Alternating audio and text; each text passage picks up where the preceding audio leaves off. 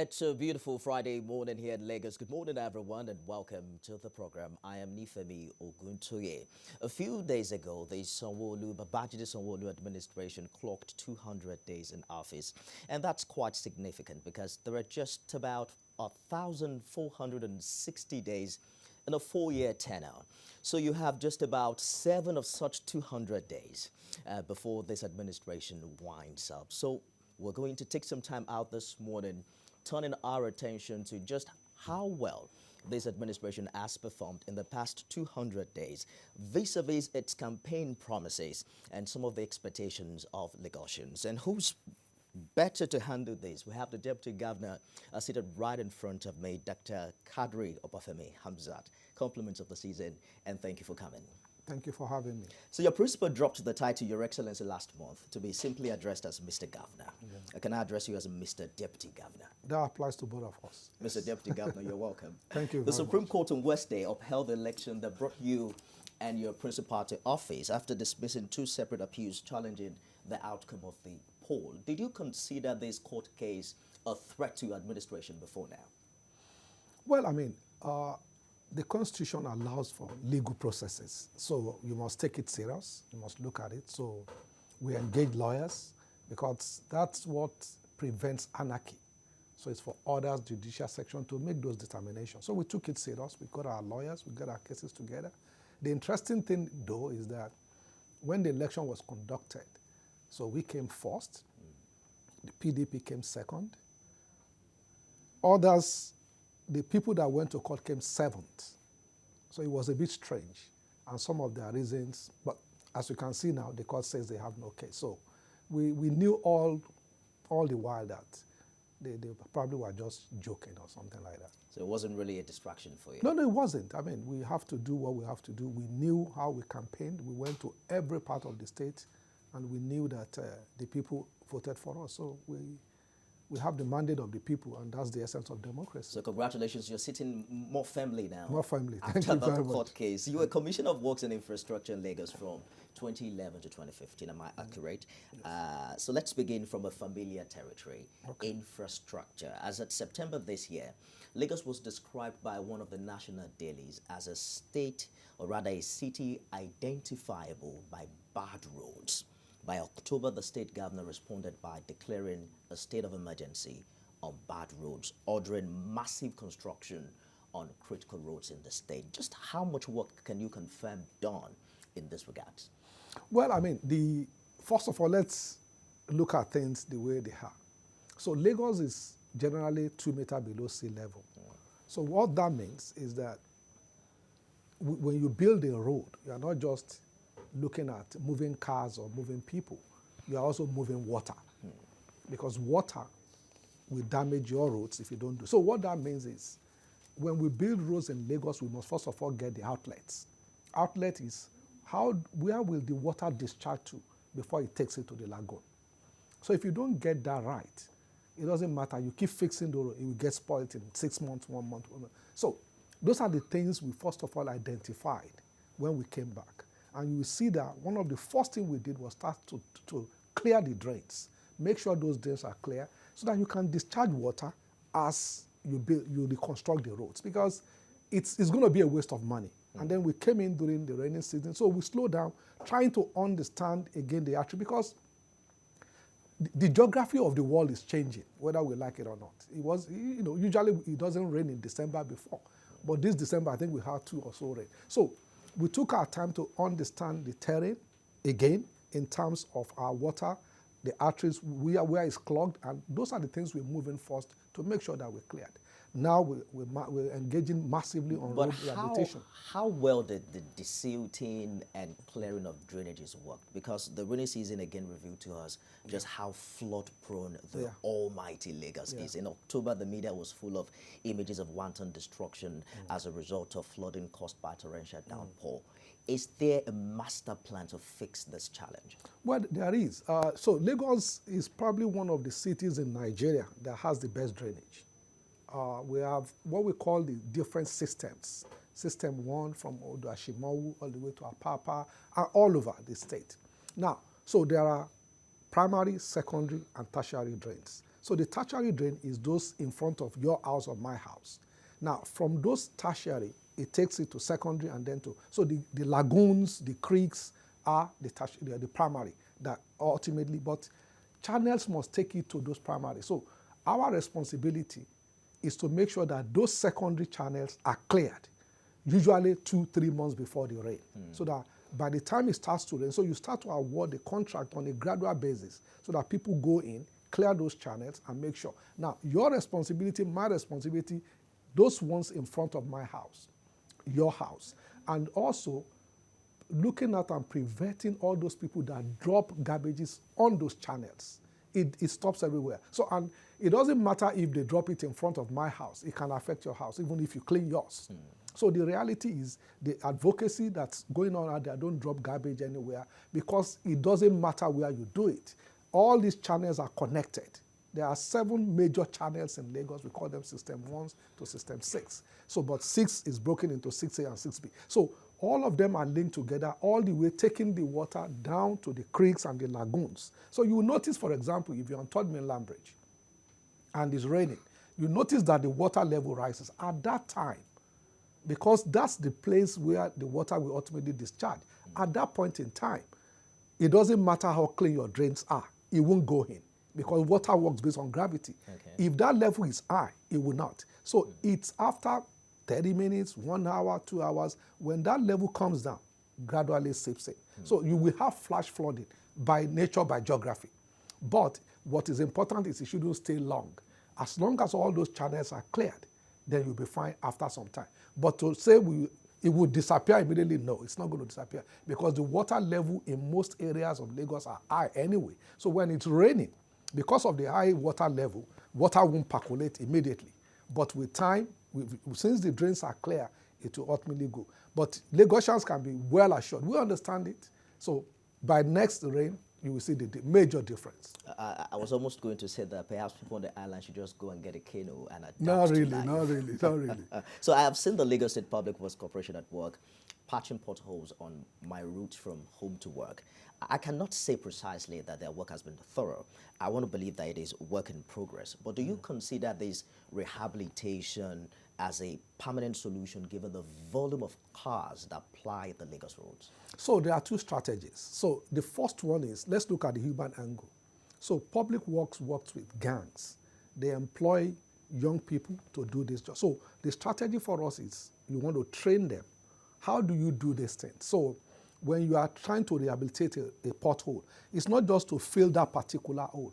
It's to do sectional rehabilitation, cut certain distances, how to measure it. So you are training people. At the same time, you are getting the job done. So that's the first part. The second part is, how do we make sure we are able to do it on a gradual basis? Remember, we have 3 asphalt plants. So those asphalt plants need to be maintained. We're also training people there. Because the reality is we can't continue to bring people from Italy to come and maintain our asphalt plant. It's not going to work. But for us in Lagos, one of the things that we're also now trying to do is to reduce the usage of asphalt, start using sand cement and then interlocking. Because we realize that the water level again, so in most of the new roads that we'll be building, it will be interlocking blocks. So not much of asphalt. Inner roads, yes, asphalt, because the traffic level in those areas are not as high. So Public Works will continue to do rehabilitation. And you will notice that where we are able to resolve the issues. So if you look at Bonnet Camp roundabout, you notice that these days, the traffic has sort of disappeared. And these 2 things, we are able to fix the road, but we notice also that there is a well inside where people actually wash cars. So that's where, for some reason, it's leaking onto the road. So it doesn't matter how quickly. So one of the things that we did was to block that well from leaking. Okay. Because if you don't solve that particular problem, then it doesn't matter how much money you spend in fixing that road. So now traffic is flowing. Because when people slow down, it's a queuing theory. People queue up. But now it's slow. So that's what we are trying to do at various junctions. Make sure that solve the problem. Because like I said, majority of the problem is actually drainage. If you don't solve the drainage problem, it doesn't matter what you do. If you look at, if you know the Women Development Center in Agege, when you are trying to go to Penn Cinema, you know that we have mobile eats around. So at that junction, you will know that perpetually it breaks down every 6 months. So what we did was to go and look at the drainage. We look at the drainage, and it comes all the way from Agege.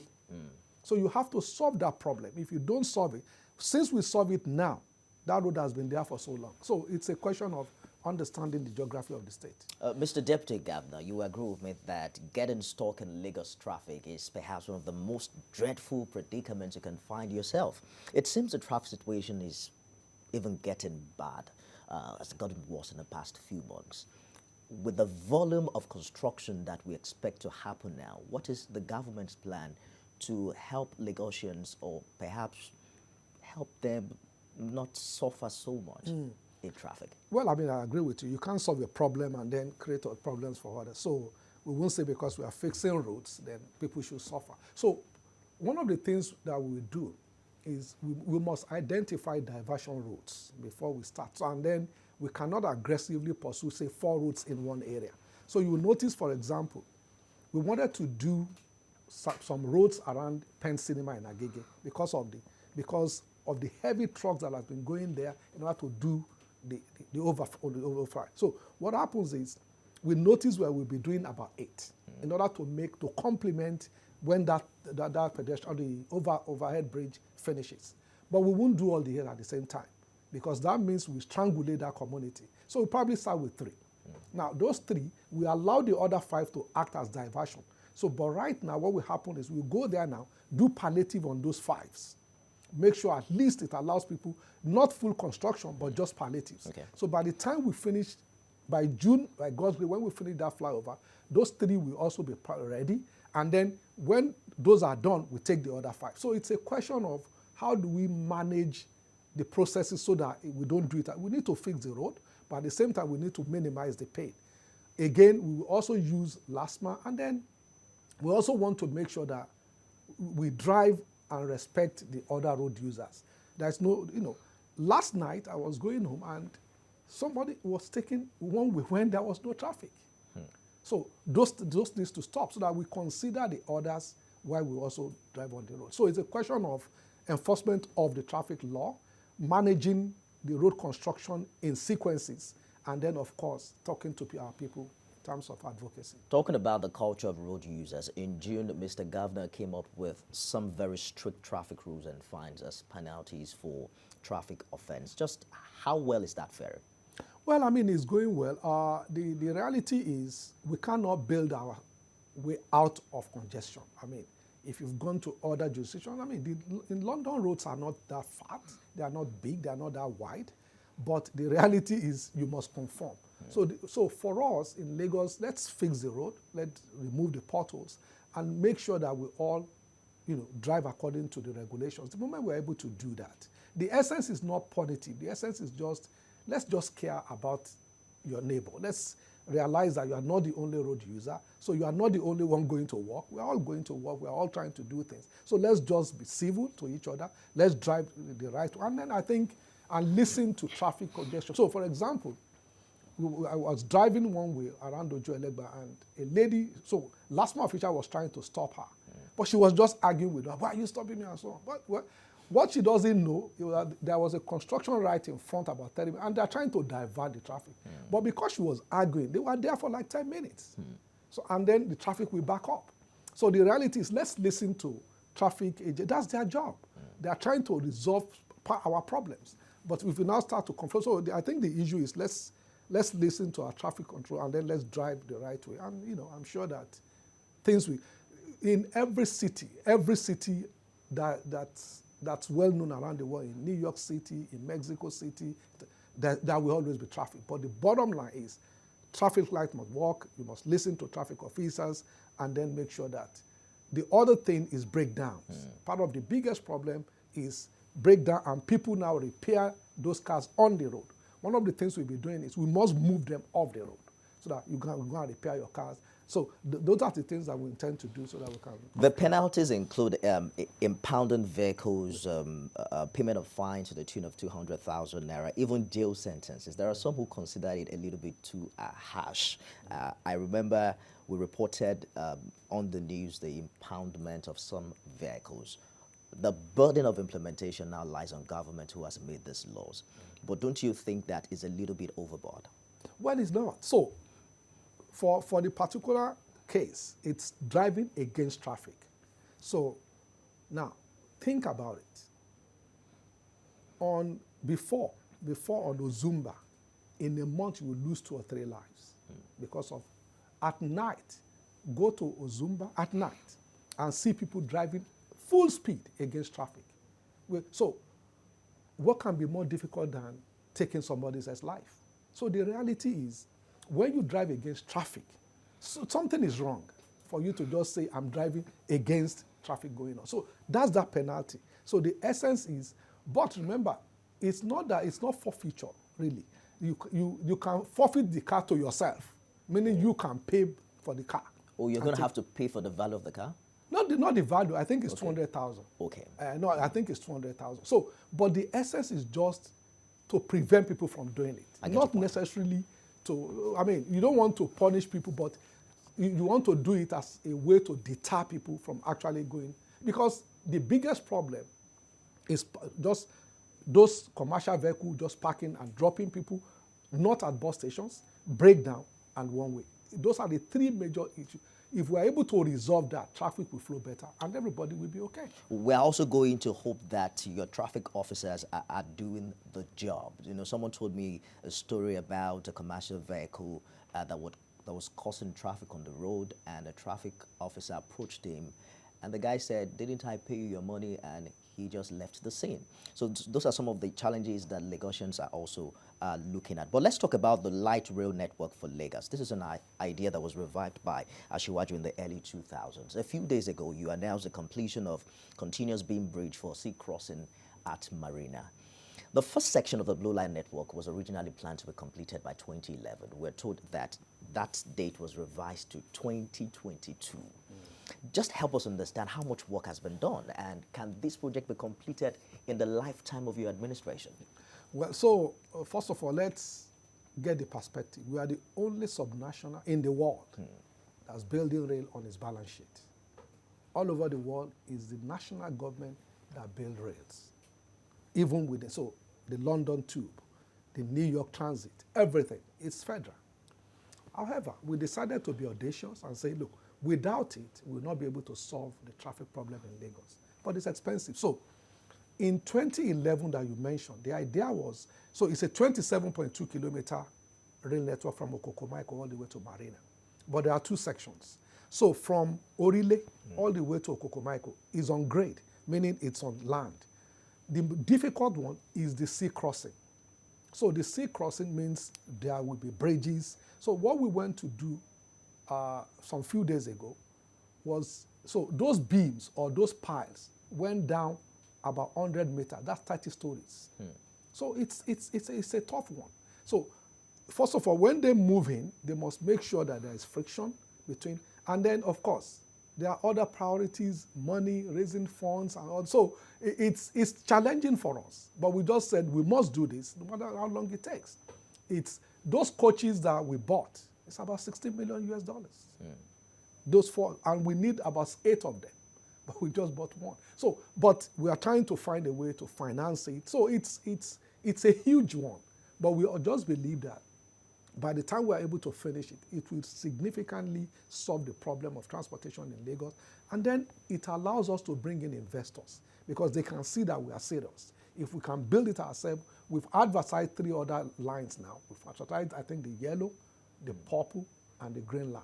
So by advertising, when investors see that we have a skin in the game, it allows them to also have the confidence that, okay, if they come in and do this, it will survive. So that's the essence of it. As a state government, we cannot build everything. We don't have the resources. But we need private investors to come in and do it. But we believe that by building the blue line, so interestingly, we decided to go for the difficult one, which is the rail crossing all the way to Marina. And as you can see, we are almost there. So by the time we are almost there, so the continuous beam that you saw, so what that means is the other ones that will now be installed can be brought from site. So the continuous beam must be in situ, meaning it must be done at that place. I see. But the other ones, they can do it at the yard and just plug it in. So it's easier. So finishing the continuous beam means we finish the most difficult part. And then the other ones will be easy to just plug in. I understand that it is a capital-intensive project. Extremely. How is Lagos funding this? Well, we are funding it from our balance sheet. What that means is from taxes, IGR, everything that we get. That's how we're funding. What is the involvement of the private sector in all of So, this? well, initially we wanted to, so the red line and the blue line were identified as the most viable ones. So the red line goes from Agbado all the way to Marina, meaning Mushin, Yaba, Agege, and all the rest. And then Okokomaiko all the way to Marina. But the red line seems to be the most viable. But we couldn't do it at the time because we need to share alignment with Nigerian Railway Corporation, and we couldn't get the approval. So we started from the blue line. Now, the reality is like I said, it's expensive, but it's something that just needs to be done. And so that's why we went for it. Hopefully, like I said, we'll be able to finish the difficult part and start the less difficult part all the way to Okokomaiko. But if when we are able to finish to Marina, we intend to run the rail. We intend to run the rail and let people see. Because the reality is, look, I did engineering, and we know the theory of concrete pouring, but I never saw it. I never saw it as a student. So at least our students, everybody can see this. They are going there, they are doing internship, they are doing piling, seeing how it's been done today. So for me, I think it's about building that new generation of engineers. So because ultimately, when we finish this line, we must have an academy. How do you maintain the rail? So we must have an academy that will actually train people how to maintain rail. How do you change the plugs? How do you change the third rail? And so on and so forth. So it's about also building the future for us. So this is all Lagos. The federal government is not involved. No, the federal government is not involved. I'm just wondering, something came to mind while you were saying all of this, the fact that, the huge amount of money that has been spent on this project, the 2022 is comfortably within the 4-year tenure of this administration. Yeah. Are you optimistic that this is achievable within that time frame? No, it is. Because people have seen what we've done, they've seen the figures. So we're talking now, so it's easier now to bring in private equity into. So we're talking to 3 serious equity companies so that we can bring them in and fund the part of, because to finish it to Okokomaiko is still a lot of money. And remember, you need to find a way to power it. You need to, so all those things are there. It's a lot of money. But because of what we've done, they've seen it, it's there, they've seen the design, we've done all the design, we've done all the analysis. So now that they see that, it's easier for them to come in. So hopefully, before 2020 runs out, those private equity will come in, and then we'll be able to massively fund and more aggressively.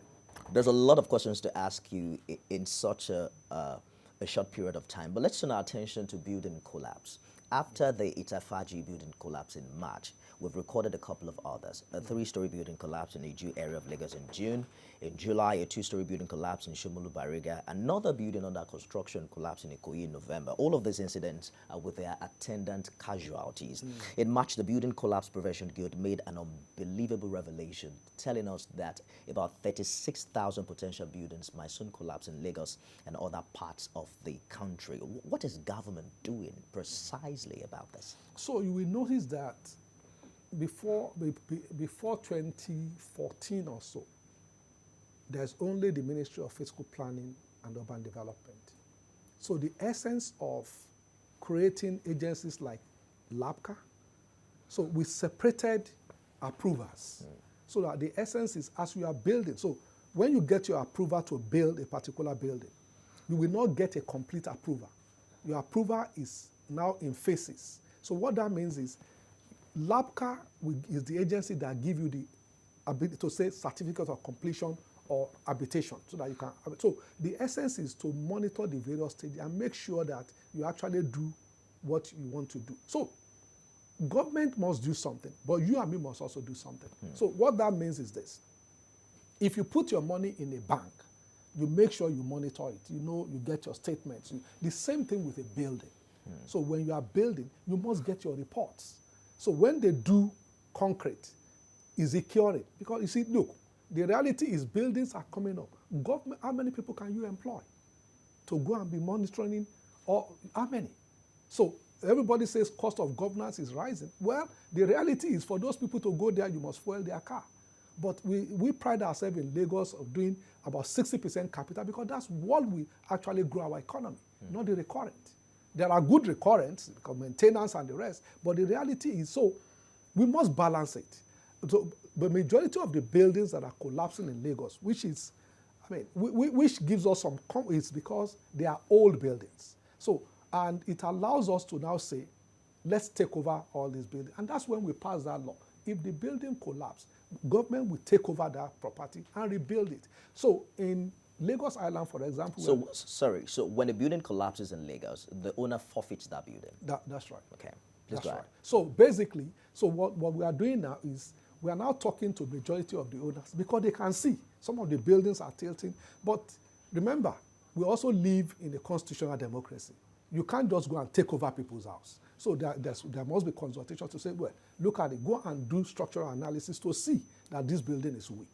So you notice those red X is because, okay, within certain days, come and give us report. If not, we will take over. So, but there's a process. You can't just jump in and take over people's buildings. So a lot of advocacy is going on, meetings are going on that to say some of these buildings we've noticed that this is happening. However, the challenge is people have paid rent, they don't want to leave, and so on.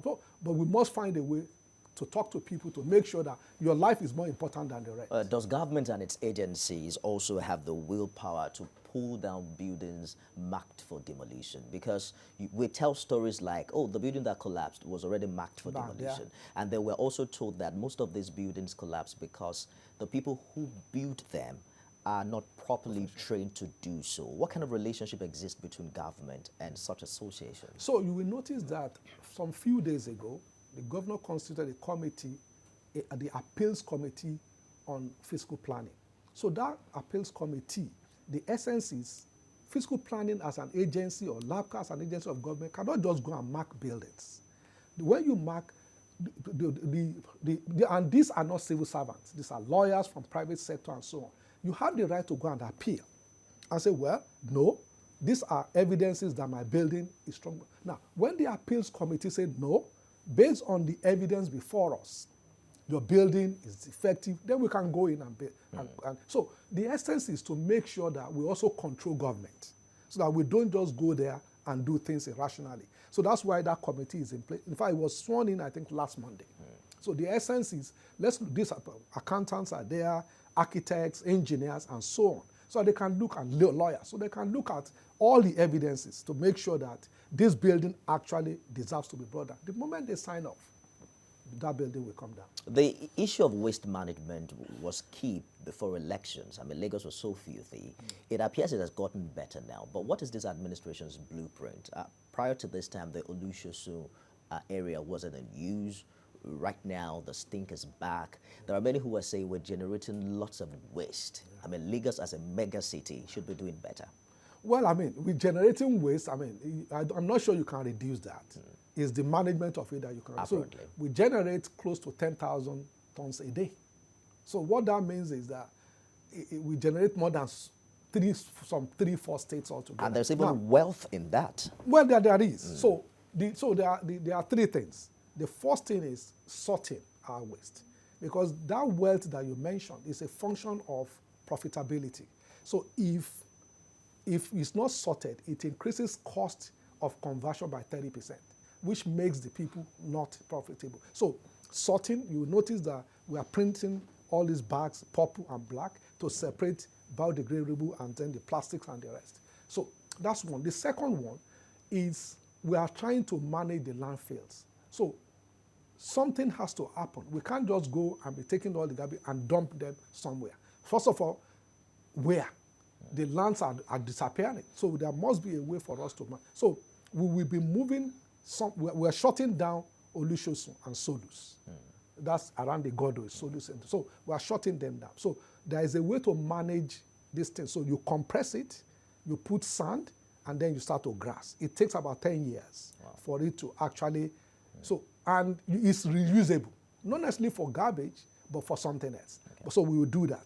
The other thing is, so we are identifying other locations where we can actually then manage. Now, one of the reasons is, that's why we have the transfer loading stations. The transfer loading stations are supposed to take the garbage in, compress it before you take it to the landfill. So unfortunately, we didn't manage the transfer loading stations well enough in the past 2-3 years, but now we are resuscitating it so that make sure that you can compress the garbage. So if the garbage fills this room, after compression, separation, and everything, it comes to this size. And then you take it to the landfill site where it can also be compressed further. So we've identified 2 new locations from our landfill, bringing up the transfer loading station to be more efficient. So we have one in Lubeni, one in Oshodi. So we have our 3 of them, and one in Simpson. So by the time all those 3 are in good shape, they are working on it now, then I think everybody will be better. So, and then the PSP has to get better. They were good before, but now we are bringing them back. The challenge was when they were disbanded, those trucks are not something that you can just sell anywhere. So a lot of people lost money. And therefore, to bring them back means you have to do some capital equalization for them. And that's exactly what's going on now. So we're looking forward to a time where a chunk of our revenue will be coming from recycling and all of that, Yeah, absolutely. given the thousands of tons of wastes we make But in legacy. believe it or not, people are making money today. So it's just to make sure. So if you go, for example, to Olushosu now, there's a small house there where they're actually doing conversion. So they are actually doing plastic bags from the waste. Those black plastic bags. So it's ongoing. We just need to now increase it. Let me hold you for a minute to take this commercial break. When we return, we'll turn our attention to issues like security, technology, and education, as well as open the phone lines for the teeming Lagosians who are eager to ask the Deputy Governor some questions. Do stay with us.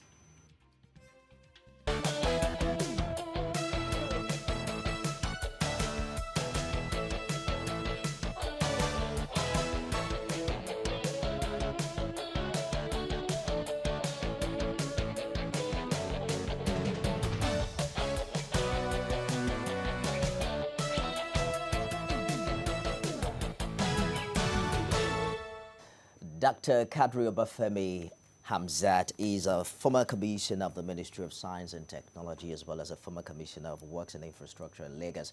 Is currently Deputy Governor, is our guest on this morning. Thank you for staying the course on the program. Thank you very Mr. Governor recently mentioned ongoing plans to open a new control and command center next year, and the plans is to install over 2,000 HD cameras. The thing is, when we hear about CCTV, what comes to mind is the $470 million failed camera project in Abuja in 2010. I'm sure you must have heard about that.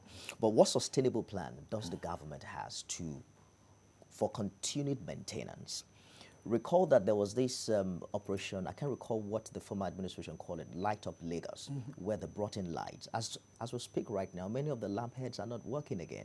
So it's one thing to invest so much money in a project, but how do we maintain it subsequently? So there are two methodologies that we're adopting. The first one is to have fiber across the state, because it doesn't matter if you have the camera, you must backhaul that information to a command center where people will see. Now, if you go to the police headquarters in Ikeja, or if you go to the command center next to La Sepa in Ikeja, you will see the little number of cameras you can see, and you know, it helps us to solve a lot of problems. So if there's fire in Oshodi, and then they can see, they will tell the fire department before they take off, there is fire in this place, this is the address, this is where 3 people on the ground, whatever. And they will tell you, from what we are seeing, is this type of fire. Because there are some fire you can't shut down with water. You need foam and so on. So it gives information before they get there. That's one. So what we are trying to do is to do metropolitan fiber across the state. So what that means is we will build ducts, 6 of them, at about 3,000 kilometers to start across Lagos. So as you know, if you go a straight line, Lagos is not up to 3,000 kilometers. So that means it goes around depending on. So the idea is you must capture every public institutions, our hospitals, all our schools, tertiary, everything, so that we can do fiber to all the schools, all the hospitals, and the rest. So those 6 ducts, one of them will be dedicated to state government. The other 5 allows all the telcos, everybody, to co-locate and share those 5 fiber. So that's ongoing now. Now, we are not doing it as a government. We are doing it as a PPP. The construction of the box will be done by a construction company. The fiber will be laid by a company that is already doing it for majority of the cattle, and then they will lease it. So so if you want to now put your fiber, you will lease. So it's like you are leasing, and then you pay every year. That allows us, give us money to maintain that infrastructure and make sure that it doesn't collapse. Then, the smart city on top of that is what you're talking about. The cameras, the ELs, and so on. Now, that costs a lot of money, but it's something that we must do in order to make sure that we are actually growing as a city that is resilient, a city that you can actually live in. Therefore, so there will be 2,000 cameras, but not at one chunk. Now, in order to maintain that, so what that means is this. So all the banks today have their own security infrastructure because they want to monitor what is going on. The moment you have 2,000 across the state, so why does a bank A need its own infrastructure? All they just need to do is, at these particular locations, Okay. and Lagos has GIS today, so which means we can georeference your location, your site, wherever it is. So we can now say, at this location, I need 24-hour coverage, 24/7. At this location, Bank A submits that, Bank B submits that, company C. And they pay for it. And they pay for it. Instead of, and it's cheaper for them, it's cheaper for everybody. Instead of installing so the facility. instead of installing their own, maintaining it, buying diesel, that's not their business. So if we're bringing cameras, it means that we have to get the light back. Yeah. And I'm surprised that we're still running street lights on diesel or petrol. Yeah. What happened to solar panels? Well, How sustainable is well, running fuels? so the reality is that, remember, solar panel is also something that is actually, it's a technology that is advancing. You will notice that, you mentioned the fact that I was Commissioner for Science and Tech. We brought in solar street lights. If you recall, we did Mobolaji Johnson and Alausa along Gogba. But the reality is we are not happy with it. We are not happy with the quality of the light. So it looks more like candle at the time. That was about. Oh, that was then. That there was are then. better technology now. Yeah, fine. But you see, so those ones will also be done by camera, by solar, but it will also have the power. In order to move, so because you are backhauling data also, you must move that data. So the question is, do you have that capacity with solar to actually move it? So there will be two things. So there will be solar, but Lagos is also talking to the discos. So you're talking about power now. Okay. So we are lucky in Lagos because the two discos are dedicated to Lagos State, the Eko disco and the Keja disco. Unlike other states like, Ibadan disco covers other states. So we have those dedicated ones. So one of the things we are talking to them about is, today we have stranded power. We have about 2,800 stranded power in this country that the discos are not taking because they can't collect their money for whatever reasons. So the idea is, we have EGBI. EGBI can generate close to 2,000. What is coming to Lagos today is just about 800 megawatts. So if we can actually talk to the discos to find a way to start building our own distribution network with them, then we'll be able to, it's easier. It means money, but Lagosians will then have power. So if we are able to do that with the disco and make sure that we go into their operations and say, okay, if we invest, of course, we must also get money back from the disco. So that discussion is ongoing, but the only way for us, because they own the infrastructure, the distribution infrastructure, so that the moment we are able to do that with the discos, power will get better in terms of what people use in Lagos, and then we can have dedicated ones for our hospitals. And I'm going to attempt to ask you as many questions in the remaining few minutes that we have. You were even commissioner for the Ministry of Science and Technology in Lagos for a longer period that you were in charge of works. Am I accurate? Yes. And earlier in December, you tweeted about a 250 million naira seed capital the government has earmarked for investment in research and development of tech-focused solutions. Can you tell us more about that? So we have about more than 500 tech startups in Lagos. Is higher than any other place in Africa, than Nairobi, than Joburg, and the rest.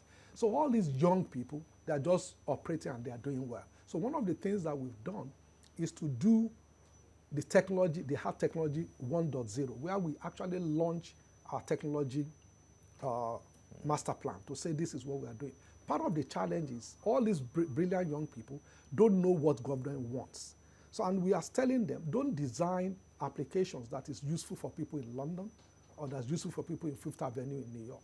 We need applications that are useful for people in Oshodi, in Meno, in Ikoyi and the rest. So, and their own challenge is, okay, how do I get the data that I need? So one of the things we did was we set up a solutions hub where we can both talk. You don't need to know anybody. Just log in. There are parameters because people information must also not be used anyhow. So the moment you meet those criteria, and then you can actually access some of these like traffic pattern, rainfall information, and so on and so forth, so that they can develop their application.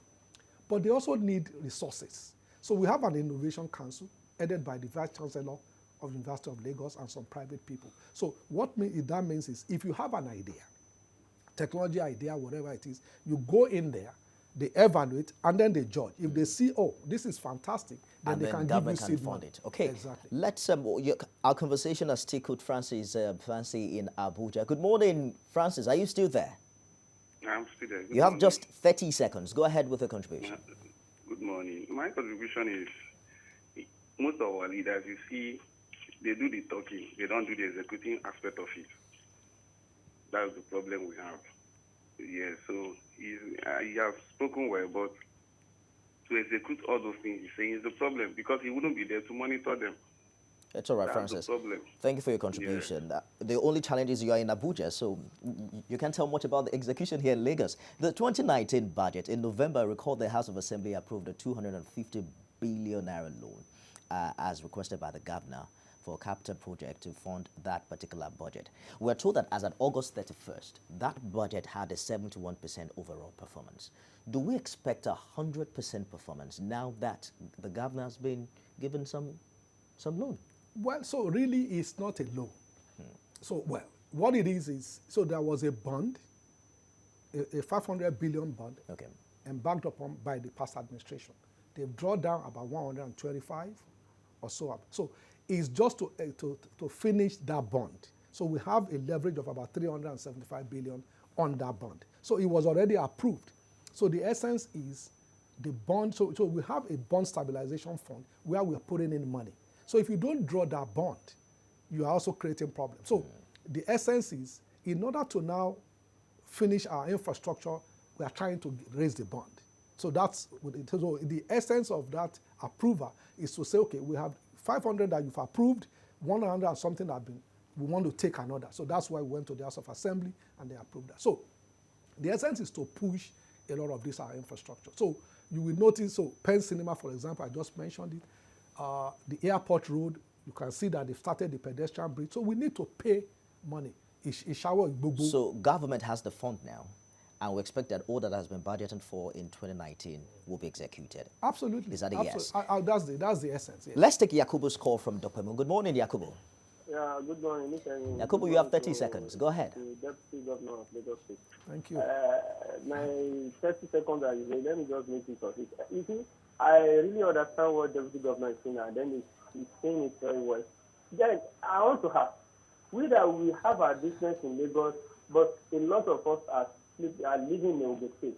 If you look at the road from Abule-Egba down to Tollgate, yes, we know that it's a federal government road, but please, can you just assist us? If it is just only part, just pass it down to Tollgate, because people that fly that road, we are passed through air.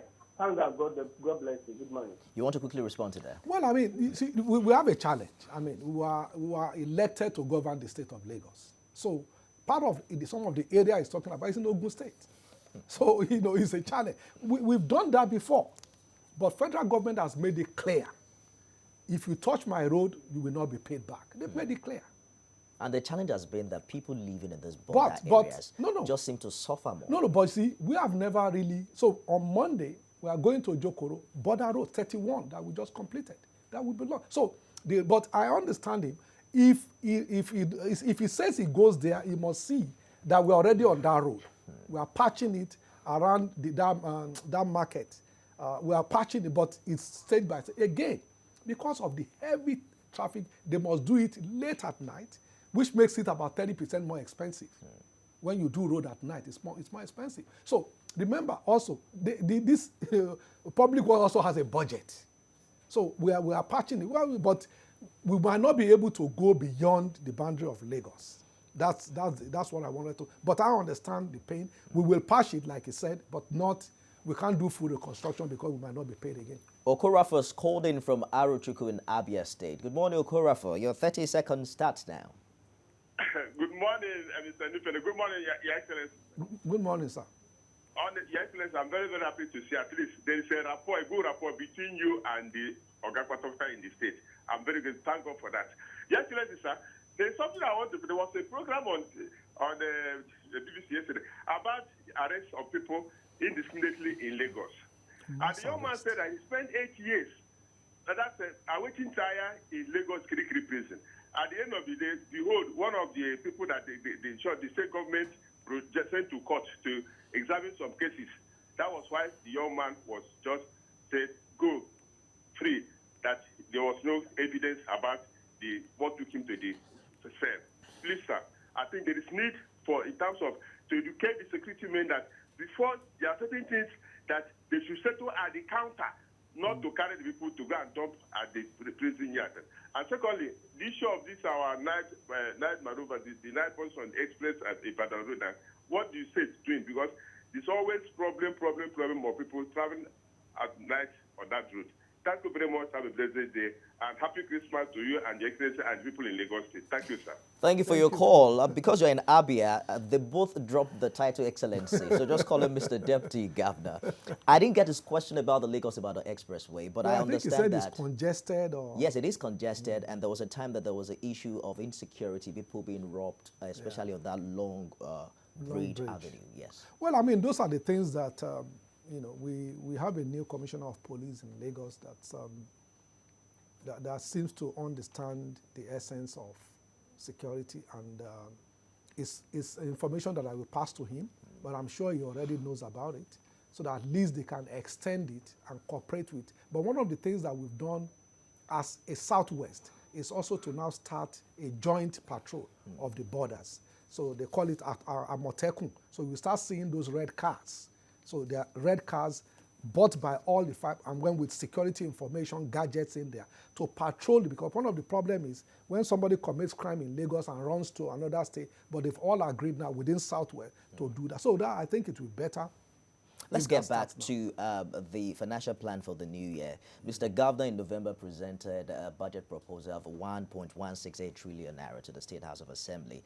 I'm concerned about the projected IGR. It's just 1.071 trillion. I mean, the expectation for Lagos is high. How do you guys intend to shore up this revenue? Well, I mean, so there are about 8 million eligible taxpayers in Lagos. Only about 1 million is paid. So the essence is not to tax or to, we don't even have the power to increase taxes. Anyway, it's a federal law. So payee, for example, there's nothing we can do. But the question is, can we get a lot of people to contribute more to the Commonwealth? Because we all, so the essence is how do we move that 1 million to 2 million? So people that are not paying today. So no matter what it is. So some people can pay 10,000 a year. So it's not everybody that can pay high network, but at the same time, you cannot beat those paying to debt. So the reality is, how do we push? Now, the agency responsible for that, Lagos State, LRS, they've told us what needs to be done. We've empowered them. So they wanted to buy a computer, they wanted more IT, whatever. We've approved it, we're going to spend it. But the reality is, we need to grow this economy. And the only way to grow that economy is to make sure that we invest massively in infrastructure. Let me hold you for a minute. Kendi has called in from London. Good morning, Kendi. Good morning, not Kendi, it's Kayode. Oh, Kayode, please go ahead. You have 30 seconds. Good morning, Dr. Hamzat. Good morning.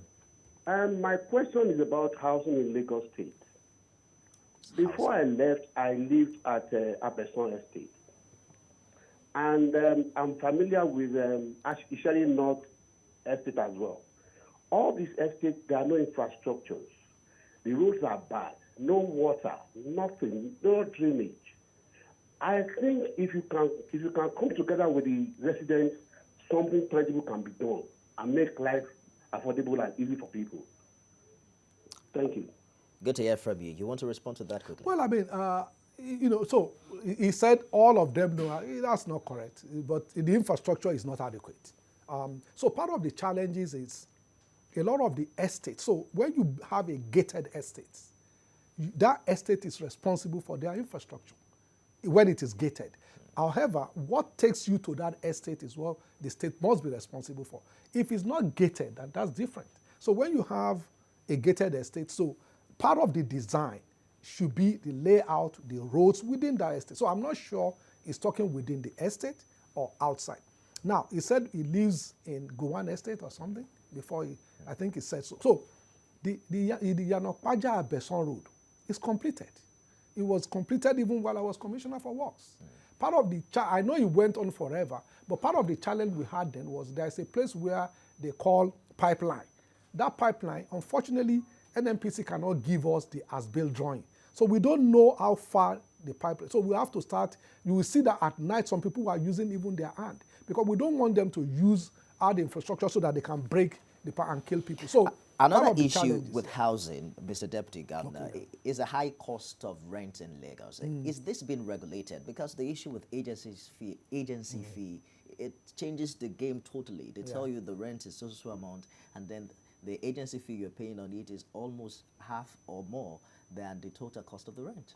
So you will notice that about 2 or 3 months ago, the Ministry of Housing created a portal. And then we launched it at a hotel where we have all the essence is this. Everybody who is an agent in Lagos must register. So the first thing is you want to make sure you are not dealing with a quack. So the moment you are able to register, then you can see the property. You can see the landlord of that property. Now, you might not be able to contact the landlord or whatever because you contact the agent, but at least you see the facts and say that it's actually empty. So with that, it's easier for us to regulate and say, okay, this is the agreed percentage, but once it's paid, it's, it's 1 year or whatever. So one of the things we are trying to do is let's bring them together, and then with a portal, you can see, the landlord can see, everybody can see, and then you have one source of truth. Let's take Ola's call from Isolo. Good morning, Ola. Please go ahead. Good morning, Nifemi. Good morning. How are you doing? Terrific. Good morning, Mr. Deputy Governor. Good morning, sir. Your 30 seconds is almost done. Oh. Thank you for the work you are doing in Lagos. I want to ask one question. Please, why is it difficult for us to have recreation centers in all local governments in Lagos? I think this one will go a long way to reduce insecurity. When a lot of youth are busy, when they have somewhere to go, I think they will reduce the attitude of doing Yahoo and this robbery that we have everywhere in Lagos. Another one is that the issue of taking one way. The issue of taking enormous now. Well, especially this new bridge at 7 and 8, it is very, very high. And more so, I noticed that there's no presence of Lagos State government at the solo. And even the chairman, I don't think he's doing anything. It has All right. been chairman. Okay, thank you very much. He's asking that Lagos is so stressful. People need some recreational Well, I agree with him. Especially this I agree. I totally agree with him. So the challenge really is that we need to find our land. So everybody wants a bridge, but nobody wants it to pass in front of their house. So if we find a land, so we just created one in Ikeja. We call it Dr. Finney Park. So the moment we have sizable land, we are aggressively pursuing that. That's the reason why Last Park was created. How do we get parks across the state? So you will notice that where we got, so for example in Ikeja, that's why the Indubisi Kano and the rest, and people is packed. So we need to find those locations. So I don't know, I can't recall his name now. So let their CDA in that community help us. If we can get the land, we will come there and build. And that goes for everybody. So we are aggressively, where we found, we've done. But we need to get the land in those areas. I actually agree with him. We need more. We have to go now. So you campaigned on the platform of 6 pillars for developing Lagos. I think we did not touch on health and education. So you will have to come back so we can explore all of that. Dr. Kadri Obafemi Hamzat, it is a pleasure to have you this morning. And I must say that he came quite early, over an hour before time. We really appreciate that gesture. It's been an exhaustive week. Remember, we began with a retired Customs General. We were joined by a board member of the APC in the course of the week. We also had a former ambassador in the DG Nasema. We had two financial experts who broke down the budget for us, and we just capped it up with the Deputy Governor of Lagos. Next week promises to be even better. I am Nifemi Oguntoye, and God bless the Federal Republic of Nigeria.